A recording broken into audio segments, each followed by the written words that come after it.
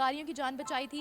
इसके बारे में क्या कहेंगे कि वो जितने एक्टिव हैं दुनिया में कितना नाम कमा रहे हैं और स्पेशली जो जिस तरीके से वो चाइना को काउंटर करने के लिए एटलीस्ट सोच रहे हैं और उनको काउंटर कर भी रहे हैं, तो इससे उनका इम्पैक्ट वर्ल्ड में क्या जा रहा है?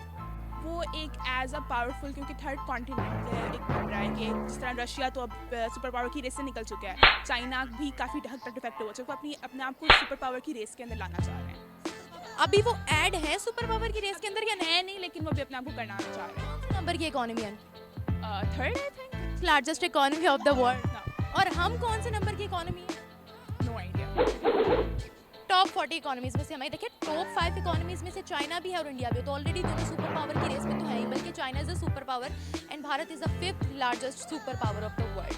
आपको क्या लगता है आने वाले अरसे में हमें ये देखने को मिल सकता है बीइंग अ पाकिस्तानी, क्योंकि हम तो प्रेडिक्शन ही कर सकते हैं कि आने वाला जो एरा है उसमें ज़्यादा इन्फ्लुएंस वर्ल्ड पर या ज़्यादा जो पावरफुल कंट्री होगी वो चाइना होगी या इंडिया होगी? अगर हम इदारों की बात करते हैं, इदारों की बात करते हैं, अगर इस पर मैं आई गेस अमेरिकन इन्फ्लुएंस भी आ जाता है, क्योंकि अमेरिका वुडंट वांट कि चाइना आ गया है, तो देयर इज़ अ प्रोबेबिलिटी कि इंडिया आगे आ सकता है। कि अमेरिका तो फिर यही चाहेगा कि उससे आगे कोई बढ़ ही ना सके। वो तो ये भी चाहेगा कि जर्मनी भी ना बढ़ सके उससे आगे, वो तो ये भी चाहेगा जापान भी ना बढ़ सके, वो तो ये भी चाहेगा भारत भी बढ़ सके, भारत भी ना सके। तो उनका सिर्फ क्या इम्पैक्ट चाइना पर ही होना है? चाइना पे नहीं होना, वो अपने लाइक इंडिया को भी दबाने की कोशिश करेंगे, लेकिन they would uplift India to a certain level. ठीक है, अब इंडिया को कहीं तक उभारेंगे, लेकिन वो अपने अंदर दबा के रखेंगे आई गेस। हारेंगे?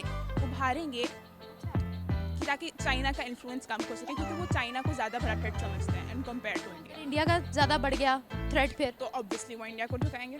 आपको लगता है कि इंडिया उनके आगे झुकता है? यस, झुक सकता है, कैसे? बिकॉज ऑफ द फंडिंग से जो ले रहे हैं, और उसका इन्फ्लुएंस बहुत है, अमेरिकन कल्चर का इन्फ्लुएंस बहुत है इंडिया पे। How much influence and how much funding? In which sector?